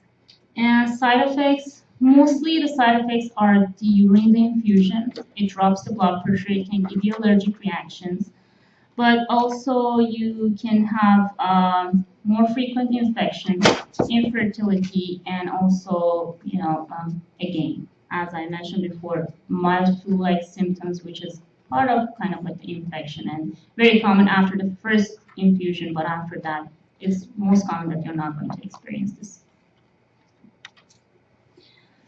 I am not going to talk about the classes of the lupus nephritis in details. I don't want to use the medical terminology, but I want you to know, because I know patients get diagnosis, they have been told which class of lupus nephritis they have, but they don't know which medication is more specific for that class of lupus nephritis. So that is why I put this slide, just to let you know if you have this class, this medication is going to work better for you.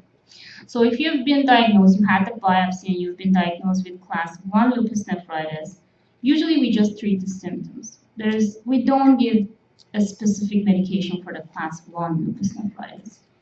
For the class 2, we use prednisone and also a DMARD in patients who have only 3 months of persistent proteinuria. They have protein in their urine persistently for 3 months, or they're steroid dependent. They cannot be weaned off the steroids.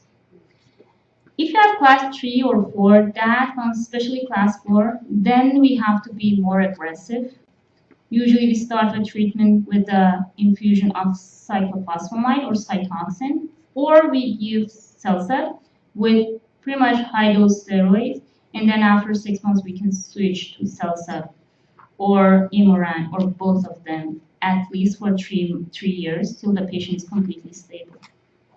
And class 5, usually we start with initially with CellCept with a low dose steroids, and then we switch to the CellCept. But it still depends on which ethnicity you have and what's your race. Keep in mind, if you have lupus nephritis, you should definitely see both a rheumatologist and also a nephrologist regularly every 3 to 6 months. Even with appropriate treatment, unfortunately, failure can happen. Loss of kidney function can happen, and if you have loss of both of kidney function has been failed, then you're going to end up with end-stage renal disease, and patients should get dialysis. And what is dialysis? I just wanted to briefly also mention about dialysis. It's the process of removing excessive water and also toxins from your blood. And we have 2 types of dialysis. One of them is hemodialysis, which you get the catheter through your veins in the arms, most likely that they put it in the arms, or other body parts, but the most common is the arms. Or you get peritoneal dialysis, which is doing the dialysis from the abdominal part. What it does, as you can see in this picture, the blood gets out of your body through a catheter, goes through the dialyzer, gets cleared completely, and goes back to the veins with another catheter. So it's kind of like clears your blood and put it back into your body.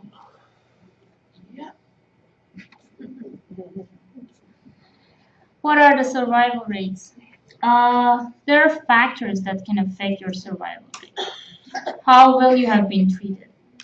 What was the efficacy of the medications that you have been received? Was the diagnosis prompt, and was the treatment started as soon as possible? Ethnicity.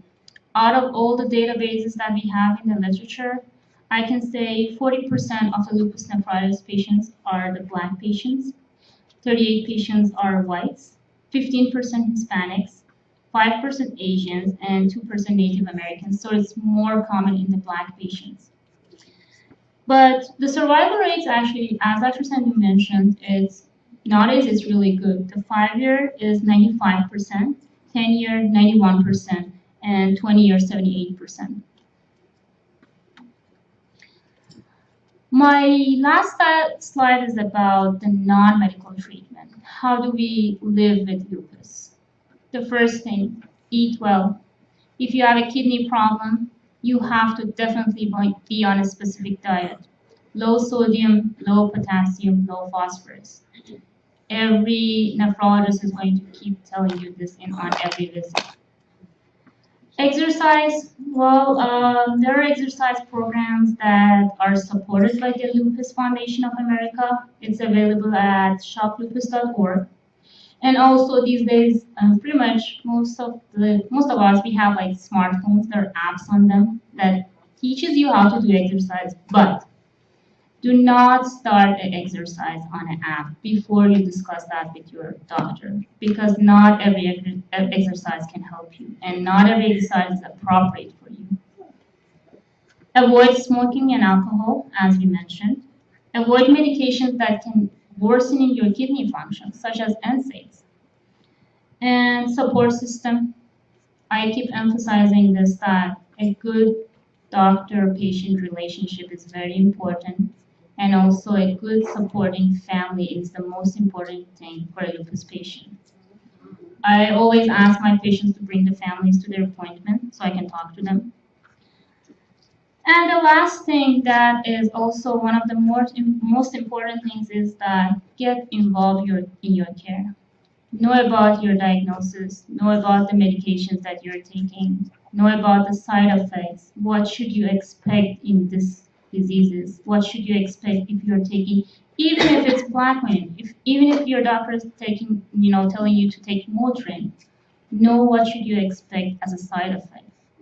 Then you wouldn't be surprised when that happened, and you will be alarmed when that happened. You know that this is something that my doctor told me, that this is wrong. And that is important to catch everything early, because if we catch anything early, it's better. We have treatment for that. But if it's too late, then it's going to be, unrepairable damage. I'm going to end my talk at this time. I hope you enjoyed it and I could add something. I will get the questions at this time. You have a question, you wrote it down, you put it on a card. Right? Who has a card? Oh, yay! All right. This is All right, any other cards?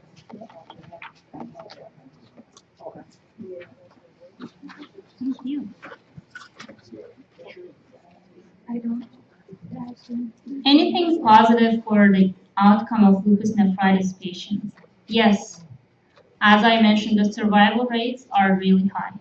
It's 95%, 91%, and 20 years is 78%. And these days, although off-label, but we have lots of options to treat lupus nephritis. It's not like 50 years ago that we only had one medication or two medications. So the outcomes actually are much better these days than in the past. I don't know if I could answer that, but if I couldn't, you can raise your hand and let me know. Would you share your presentation with us? Sure. Okay, so we will send you all a copy of this presentation. I'm sorry we didn't get it in time to put in your folder, but we'll make sure that you get it. Thank you. Do you have other questions? Questions? Just yell it out. Yeah. If I have lupus, but I don't have any nephritis, should I be avoiding aspirin anyways? No. So aspirin actually is not contraindicated in the lupus patients. So, but the thing is, NSAIDs like ibuprofen or Motrin to begin with, they can affect your, even if you don't have lupus, they can affect your kidneys. So, but aspirin, as I know, it's not contraindicated. You can take, even if you're not a lupus patient or your lupus patient is not contraindicated, so you can take the aspirin, you can continue the aspirin. But from what I mentioned, NSAIDs, specifically ibuprofen, Motrin, those medications are the ones that affect the kidney adversely and you get, decreased kidney function. All right, we have a question over here. You mentioned right now about the ibuprofen, and I know you mentioned it earlier. I was prescribed 800 milligrams of ibuprofen. Should I not? I mean, I stopped taking because I'm worried about the others, but should I just completely? The thing is, every patient is different. I don't know your labs. I don't know how is your filtration rate and all of the things, how your body works. Technically, if your kidney function is getting worse, that is when we say, okay, you need to cut back on these medications. You shouldn't take. What I mentioned here is I don't say that do not take it at all. I said that it shouldn't be one of your daily medications forever. But if your body, is reacting, your kidney functions are still good and they're working appropriately, I wouldn't see any reason not. Most of the patients who have, arthritis with lupus, we do prescribe NSAIDs, we do prescribe Motrin, but we watch the kidney function very closely. And it doesn't affect, like I'm taking Plaquenil and taking methotrexate? Percocet, you said? Methotrexate. Oh, methotrexate. Oh, okay. Plaquenil together. Methotrexate and Plaquenil together. And It's okay. okay. Plaquenil is one of the safest medications that we prescribe. Did you have a question? Yeah, I did. Speak up. So my kidney functions at 57%. Mm-hmm. So stage 3. What medication do you recommend for pain? So right now I won't take anything just because I'm afraid that it's gonna make it worse.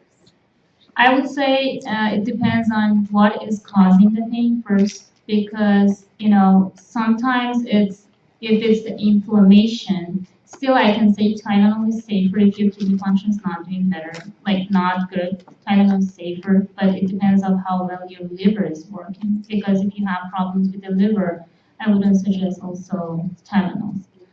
So it really depends on patients, like it's different. But Tylenol is safer for patients who have problems in the kidneys.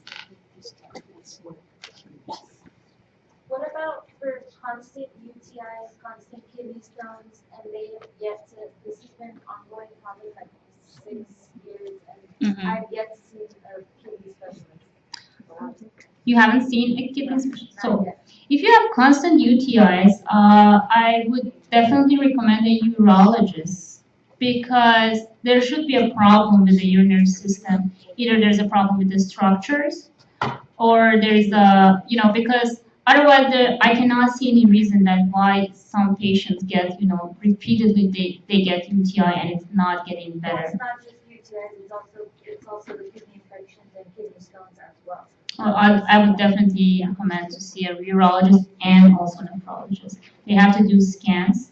They have to, I'm sure they have done ultrasounds, but also they have their specific scans based on the ultrasound results. There are specific scans that they can look at the structures, and they have to make sure everything is okay with the structures, because having multiple, and also the other mechanism that can cause, multiple stones is the parathyroid. If it's not working properly, sometimes that can cause parathyroid. That can lead to multiple stones. But these are the things that should be checked definitely by your nephrologist, urologist. Well, I barely got an appointment, I think, like, it's for a urologist, barely, so. That starts from your primary care doctor. It should, there should be referral. I need to get with Dr. All right, I'm gonna say thank you so much. Thank you.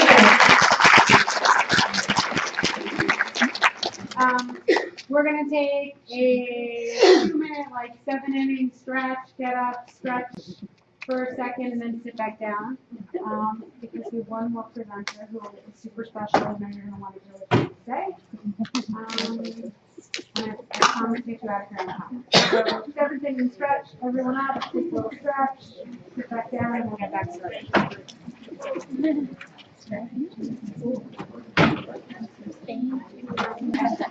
Oh, there's another one? Is there another one? No, there's not. Sorry. It's not fair. There are like 100 and something of you.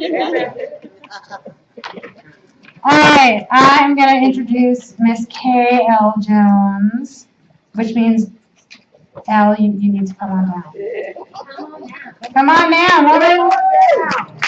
Elle is a member of our LPAC, which is our Lupus Patient Advocacy Council. She's a motivational speaker. She's a Renaissance woman that does a gazillion things too long for me to mention here. And she also is a patient advocate. And she's going to talk about advocacy and how you can advocate for yourself. It's really important at Lupus LA that every patient thing that we do, there's an advocacy component. It's very important for lupus patients, and actually everyone, to understand that you're your own advocate. You're your own person in charge of your team, and just because a doctor will tell you one thing, it doesn't mean that you don't have the right to ask questions and find out more about you and your care and your health. So Elle is going to talk for a bit, and then we're going to wrap up. Off you go. Awesome.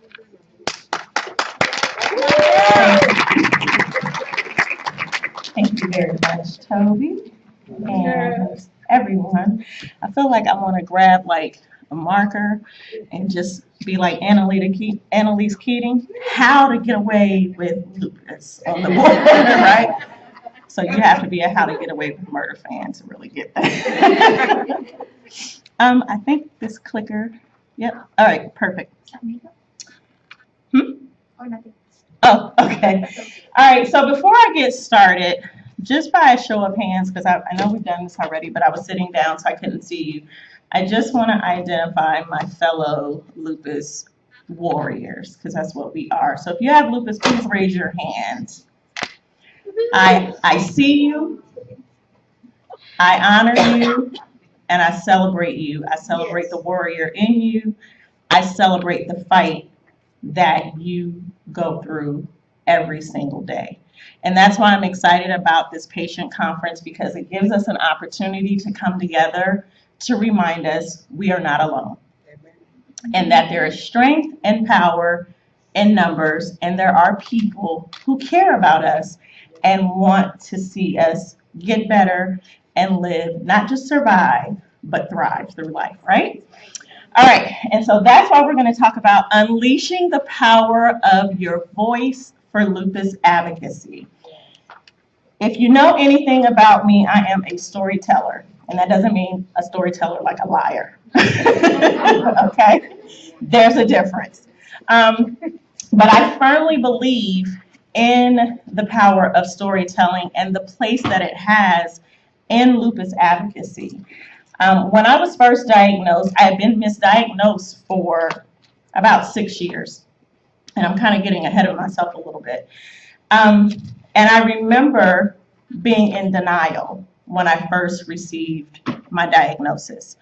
And then when I finally mustered up enough strength to tell my mother, I wasn't even equipped with enough knowledge to really explain to her what was going on. So the end result was her being in denial right along with me, right? And I felt super alone. How many of you can relate to feeling super alone in this journey? Okay? There's nothing wrong with you. Again, we've heard so much this evening about what lupus does to our bodies, or what it can do to our bodies, and what we lose as a result of those things. I'm here to talk to you about what you can gain as a result of having lupus and how you use your voice as a catalyst to do that, okay? All right, so why is using your voice and storytelling important in the fight against lupus? It's because most people don't even know what the heck lupus is. How many times have you had a conversation with someone and you tell them that you have lupus, and they either have the deer look in their eyes and they don't know what the heck you're talking about, or it's, well, I don't know what that is, or even worse, oh, I have a cousin who has a friend who has a sister who had lupus and she died. Well, I don't want to hear that testimony. You know what I mean? So awareness and education is super important. And that's why as lupus patients, it's very important for us to be advocates. I don't care what stage you are in your disease. I don't care what you've experienced up to today. My hope is that when you leave here this evening, you will feel empowered to be your number one, your biggest advocate. And not just for yourself, but look around the room. Look at the person next to you. 9 times out of 10, that person has lupus. Or 9 times out of 10, that person is caring for someone who has lupus. It's super important for us to be advocates for one another. And so the reason why we need to use our voice and tell our stories is because how else is legislators, how are legislators in the government, the people who are responsible for making decisions about healthcare and medicine in this country, how else are they going to know how this disease affects us and what we need? You have to speak up for yourself. It's just like when you go to the doctor, although your doctor, your rheumatologist, your nephrologist, whatever specialist you're going to see may be very familiar with the symptoms that you're presenting with, they're still not you. They still don't understand how the disease affects you. So you need to speak up for yourself. Start sharing your stories. I know that lupus can be one of those diseases, any disease for that matter, where we kind of shy away from it. We don't want people to treat us like we're tainted goods. We don't want people to treat us like we're going to make them sick just by being in our presence, right? How many times have we heard, is it contagious? Ignorance is bliss, but we have an opportunity to eliminate that ignorance by telling our stories, by using our voices, by advocating in our homes, in our schools, in our communities, at our jobs, with the government. So I talk about stories. So I'm going to share very, very briefly. Toby knows me. Anybody that knows me briefly means like 20 minutes, but I'm going to make it like 30 seconds. My story, that's me with the little gray streak in my hair. And the reason why I put that picture up there is because I was born with what the doctors coined vitiligo. So I have a gray patch, can't see it because I'm rocking my Diana Ross wig tonight. But I have a gray patch in my hair, and then on my legs from the knees down, I had no pigmentation, so my skin was white, and over the years it's kind of filled in, but it's very spotty. And the reason why this is significant is because, and I was born in the 70s, the early 70s, this is actually a sign of an autoimmune condition. But in the 70s, they weren't talking about that. My mother was a young mother who really wasn't equipped with the information or knowledge that she needed to ensure that there was nothing wrong beyond this. So this was just the external. But this was setting the tone for what was going to happen many, many, many, many years later, right?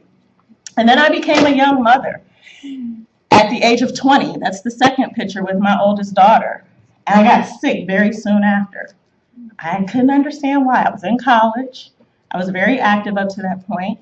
But how many of you know and have experienced pregnancy can cause lupus symptoms, right? And then I met the man of my dreams who's sitting over there, that fine man on his phone. And when we were courting, when we first met, I was afraid to tell him that I had this disease. I was afraid that he was going to reject me. But to my surprise, he didn't. He took it upon himself as my future husband to research and learn as much as he could about this disease because he told me we were in this fight together. Okay? The story wasn't always pretty. We separated for 2 years and then we reconciled. And after that reconciliation, 6 months to be exact, That's the bottom picture. And I was getting treatment right here at Loma Linda. After having a near-death experience where everything except for my kidneys was shutting down as a result of lupus complication, a very severe flare, and chemotherapy was the only option that I was given at that point. So even up to this point, I still wasn't talking much about my having lupus. I was not using my voice to raise awareness. I was not telling my story. I was not an advocate. It was very shortly after that picture and the one in the middle with our 3 children that I started using my voice. The last picture is the picture of our son over there with the red jacket and the waving hand. He was born 2 months premature. Actually, they induced my labor because there was a threat that he would be stillborn as a result of lupus complications that I was having during my pregnancy. I don't say any of this to scare anyone. I share it because it's real. It's my story. It's my experience. And all of these things showed me how important it was and is to continue to tell my story, no matter how many times I tell it. Everyone that will listen. It's time. That's why I partnered with Lupus LA, to be an advocate. How can we get the message out more? What can I do as a patient? A lot of times people say, oh, you don't look sick. Yeah. It took me 2 whole days to prepare to be up here like this for you. Why? Because 9 times out of 10, you probably wouldn't listen to me if I was looking a mess, right? So I had to prepare. I had to reserve my spoons. All right. Storytelling is one of the most powerful assets that we have available to us today.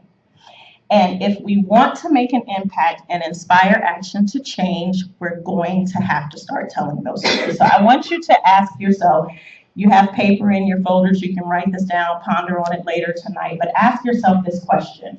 What's my story and how can I use it as an advocate while raising more awareness? My answer to this story was to use my background in marketing, advertising, and film. And so I work with several, actually, a few of them are in here today.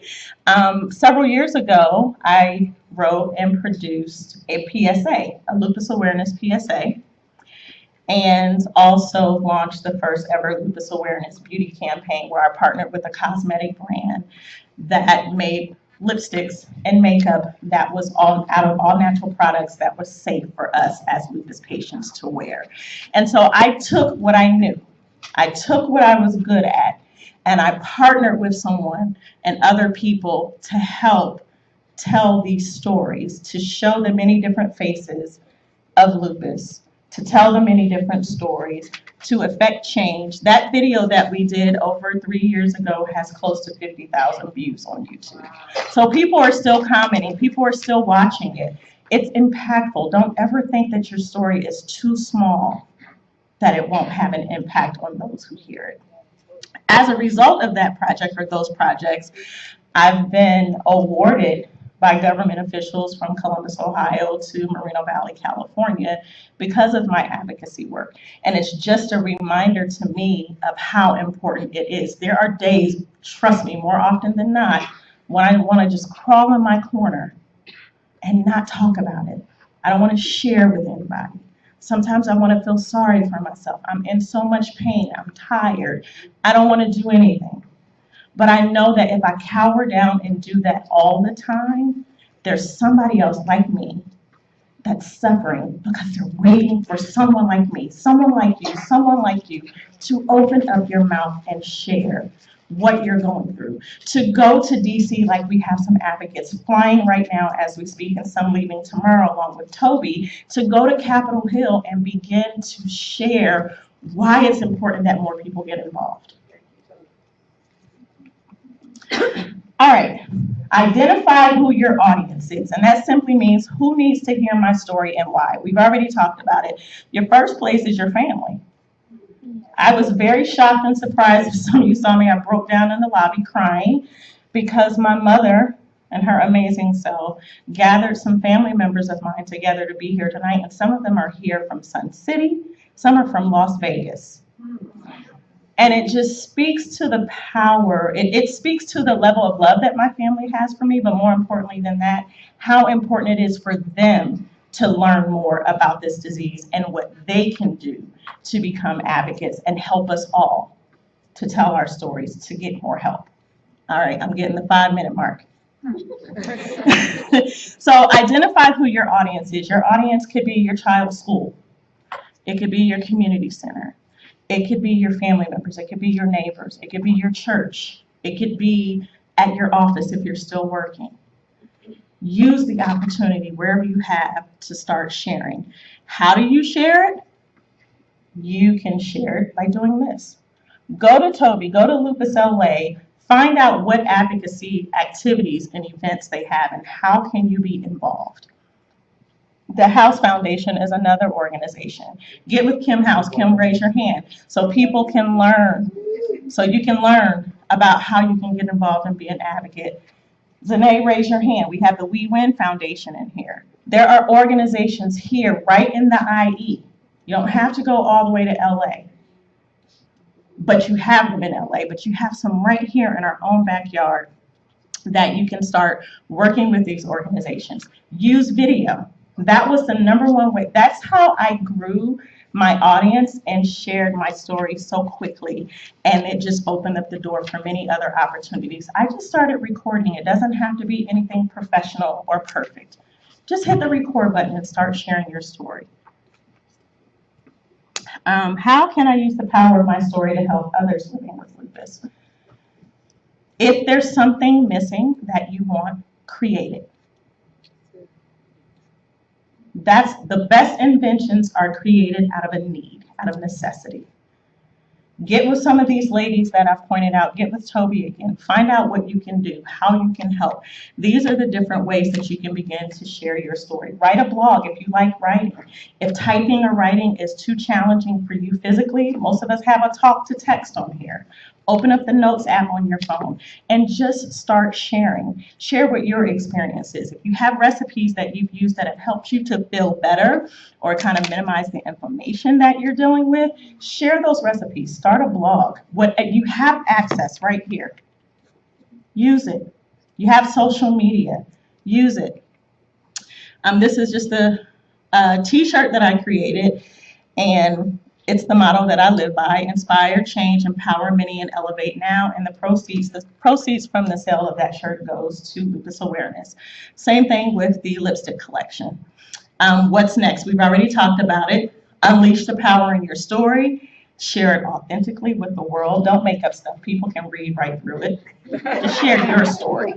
Okay? And then purposefully cultivate powerful connections with others and build a diverse community. And the reason why I'm emphasizing diverse is because lupus is as diverse as it can get. Yes. Okay?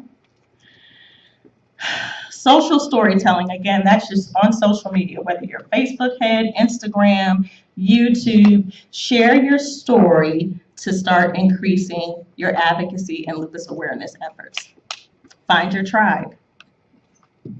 Lupus LA has on the website a list of the support groups. Find them in your area. I just found out from Dr. Sandhu, who is my rheumatologist. We have one here right at Loma. Linda, raise your hand. She is overseeing the patient support group here. Find your tribe. Get with people. Don't close yourself off. We deal with enough as it is as lupus patients.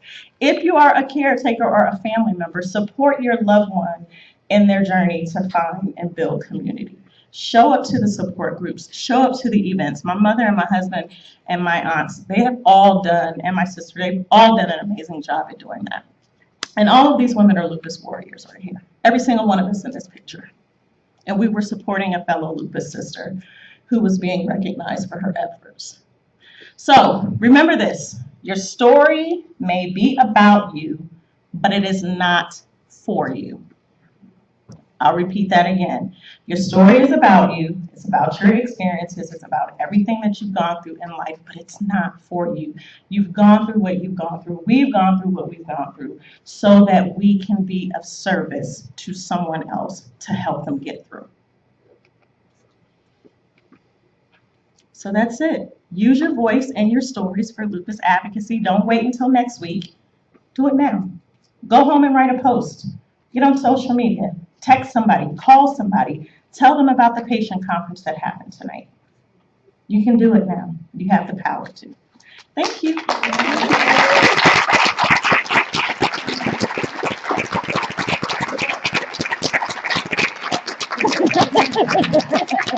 love that your mom just gave you a thing. Well done, Mom. How'd I do? We got like 3 minutes. No. No, well done. Good Okay, job. good. Good job. Okay. Oh, questions? Yes. Can I just put in a plug and ask all of the lupus patients to go online and look for Living with the Wolf. It is my story and my book. I'm a 40-year lupus patient. Living with the Wolf and Surviving Lupus. is the name. Yes, absolutely. 40 years. That's a long time.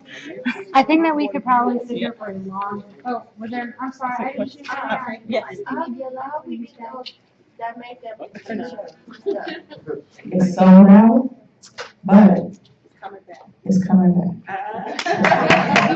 And I promise I will get with Lupus LA to let them know, so. Before Mother's Day? That's a whole lot of pressure. It costs money. No, but I might have something for you, so if you get with me afterwards, let me get your contact information, okay? We do have something that's coming up for Mother's Day though, which I'm gonna talk about. I forgot about it. Okay, Sorry, cool. a second. We're doing a slew of things for Lupus Awareness Month, which is in May. One of the things that we're doing, can you hear me? Right? Yeah. One of the things that we're doing is, we're doing, custom bracelets and rings that say the word strength on them. We're gonna be launching this on our website in April, so you can get it for Mother's Day, but it's for, it's really, for Lupus Awareness Month. And, part of the proceeds of each bracelet and ring comes back to Lupus LA, so we do more things like patient conferences. So be on the lookout for that. You're all on our email. I promise I'll blast you and bombard you with things about buying bracelets. They're